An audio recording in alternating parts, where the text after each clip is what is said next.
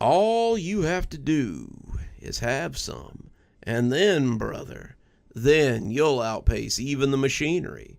And I'm not saying the old rusty ones, but those new shining pieces of machinery. You know what? You might even outpace Anderson.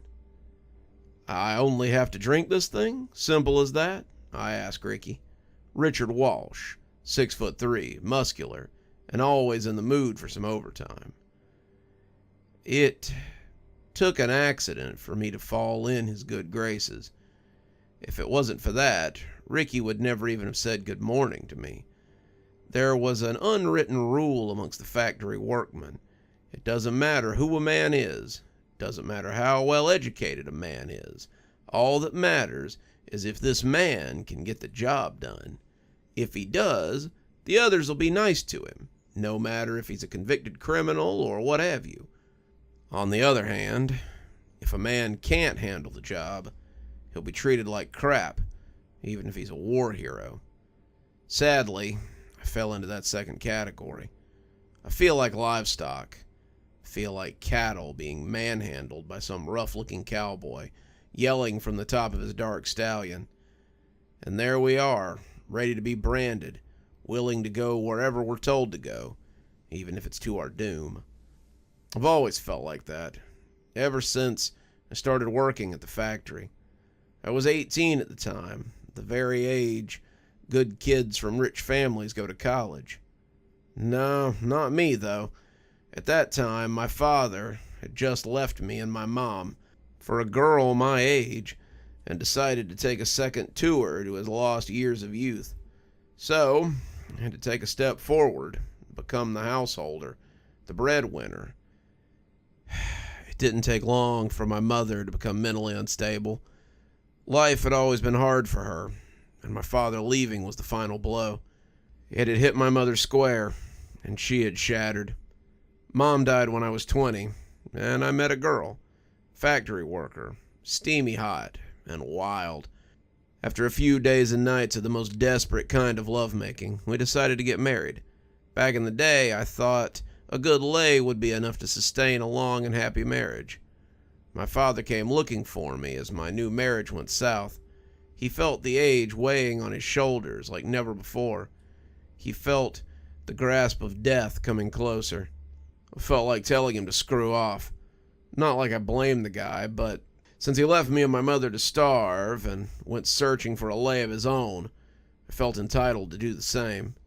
After suffering a handful of injuries, I became too physically weak to work at the factory. Yup, have a gulp of that and it'll do ya. Happy ending and credits roll. Forget the BS energy drinks out there. This one's a real deal. These were Ricky's words while showing me an unlabeled plastic bottle. The liquid inside had an interesting color, a very faint shade of green that sometimes seemed to change to yellow, and even blue. It must be my own mind playing tricks on me, or maybe the poor lighting in the room. Poor lighting. Well, no man in his right mind would expect much when it comes to lighting or even comfort in a factory. Besides, this one isn't the worst I've seen. I felt tempted to do it. This was strange. The bottle had no label on it, which meant there was no way to track down whoever had made it if things went south. I mean, there are many ways it could go wrong. Some weird allergic reaction, or perhaps it might be contaminated. An unlabeled bottle. It may be filled with rat piss for all I knew. Is this thing homemade? I asked Ricky. From a secret source. But don't worry. You'll get to know her in time. Her? Yeah. Anyway, man, don't you want to be like me?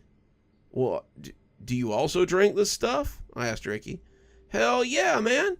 At first, I had to drink 3 bottles each day. Now, 3 dashes does the trick. Everyone here does. Ask around. No one, not a single soul, will tell you otherwise. Oh, man. A godforsaken, boarded-up factory town on the brink of becoming a ghost town. That's what Sager's was once known for. But lately, for unknown reasons, Its assembly lines had become productive at an almost supernatural pace. Did it maybe have something to do with this energy drink? Don't you want to be like Anderson? Chad Anderson. And who doesn't want to be like Anderson? Ricky is for sure more competent, and he gets the job done beautifully, but Anderson's in a whole different level. The guy is a goddamn machine. Anderson can go for hours, and hours in the assembly line without slowing down. Not even a bit. The guy doesn't even show the smallest sign of discomfort or tiredness. Not even for a moment. Never. Ever. Winter, summer, doesn't matter. This guy's always working his ass off, nonstop. Sure, of course I do. In that case, have a drink on me. This one's on the house. I opened the bottle. It didn't smell bad. It didn't look weird. But it felt strange. My gut instinct said, do not drink this. And every fiber of my being would agree. I didn't want to drink it, but layoff season was near, and I might be among the first ones on the chopping block. Man, things don't look especially rosy for me. I'm 43 now, and due to several years in and out of the factory, I have a lot more salt than pepper in my stubble, and varicose veins in one of my leg. My back's even worse. It's a constant state of pain since I was 35, and it's getting worse year after year. We are sorry, but we will have to let you go, they say. I say BS. They're not letting anyone go. You're taking a man's means to pay for his rent and food. It's a sugar-coated death sentence. But hey, don't get me wrong, I don't think companies have an obligation to keep workers who can't do the job or keep them when the company's having a god-awful time. I just think some sincerity would be appreciated. Something like, sorry, pal, it's you or us. Have a good one. And by good one, I mean go fuck yourself. But in my experience, having some sincerity is harder than finding a virgin lady in a brothel. And how many times I've been told the same thing over and over again. Lisa can't take that anymore. She's on the verge. Last time when I lost my job, we almost ended up on the street. And getting so close to homelessness took a toll on her. Lisa, she used to have such a beautiful smile back in the day, and spends her days scared. She's afraid that I might get fired again. The last few times I lost my job, the last one right before Christmas, in fact, Lisa had plans already and shopping lists. She cried for a whole night after having frozen burritos for our Christmas supper. I've tried to make things easier for her. I even got a Christmas tree from a bargain shop, but Lisa said it belonged in a brothel and went to bed early. I tell myself, I need this chance. So this is it, dude. You either drink it and make sure you have a job, or you walk away and get ready to pack your stuff and hit the road. God help you if you find another factory town in a country that isn't boarded up. And in the meantime, I wouldn't be surprised if Lisa finally decides to put an end to your marriage. Lisa's complaining more often than she used to. She's more annoyed than ever. Her words are growing harsher at each argument. She's finally breaking. Our marriage is finally breaking. Our marriage is broken because we're broke. Divorce is waiting down the road, and it'll be a rocky one, that's for sure. I gotta do this for Lisa. Screw it, I think, before swallowing the drink in a single gulp. Tastes like tears. I take a deep breath, and then I collapse. Ricky comes over. He comforts me. It's okay, brother, it's okay. Everything will be just fine. My body feels numb. I fall asleep, a feverish and restless sleep. I see a giant hole, a wheel-like structure, several yards large in diameter, a bottomless well, a bottomless pit. Is this a gateway to hell? Can't be. There's no fire, brimstone, smoke, only darkness and cold. The bottomless pit smells like metal and oil, and now I see parts of its rim are covered by metal. As my eyes adjust, I see bridges and cables and other structures that I can't make out from here. I see workers, hundreds, thousands, swarming like ants. What is this place? There's spider-like creatures swarming in and out of it. They look busy as the workers of a gigantic hive. They have human faces, 5, no, 6 sets of appendages. One of the creatures comes closer to me. It stares at my eyes. It has my eyes. It's got my face. I didn't sign up for this. That's the sentence that keeps coming to me as I try to come to terms with what my eyes are witnessing. I didn't sign up for this, I shout. Hell and damnation. I didn't sign up for this, I cry out, collapsing my lungs in the process. I wake up startled and drenched in sweat.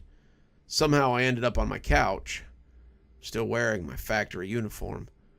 My head's aching terribly. So's every bone and muscle in my body. Even my balls are hurting. I really need a shower. The house is too silent. Who brought me here? Was it Ricky? I notice a piece of paper in my pocket. It's a letter. Hey, brother, I'm sorry for being so pushy. Thing is, your body was much more broken than I thought, and you couldn't take the drink in a single gulp like you did, so you ended up passing out. On the bright side, from now on, you will feel better by the day, and your body will grow much stronger. It's only a matter of time before you'll be one of us. And don't worry, I've explained what happened to the manager, and he gave you 2 days off. Great, isn't it? I also took the liberty of stocking up your pantry. Don't get me wrong, but now I know one of the reasons you were running on fumes. A man's gotta eat, you know. Anyway, enjoy your time off. Eat, rest, get ready to rock and roll. See you Monday morning. R. The house is too silent. Why are the lights off? Where's Lisa?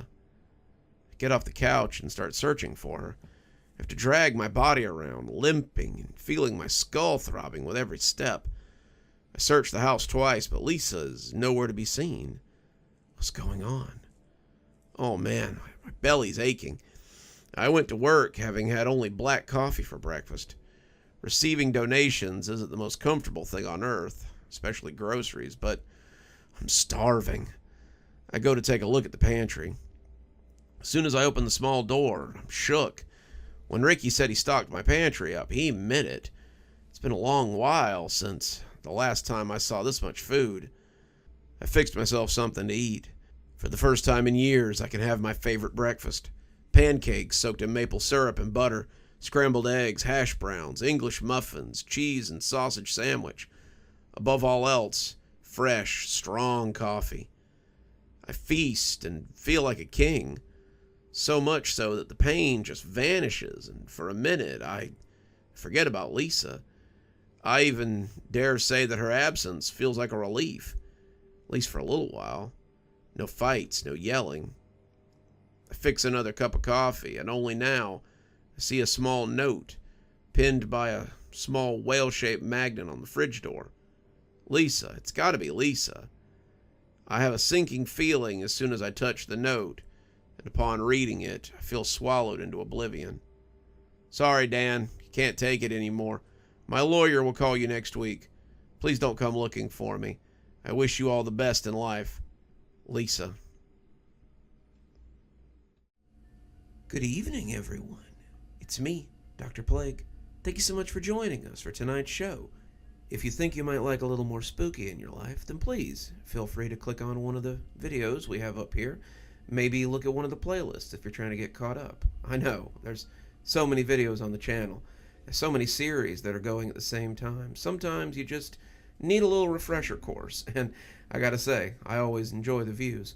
If you're not subscribed, feel free to hit that subscribe button. Maybe hit the bell so you don't miss anything. We upload a lot on this channel, so you won't want to miss a single story as they come out. If you'd like to support the channel, you can click on the Amazon link down there.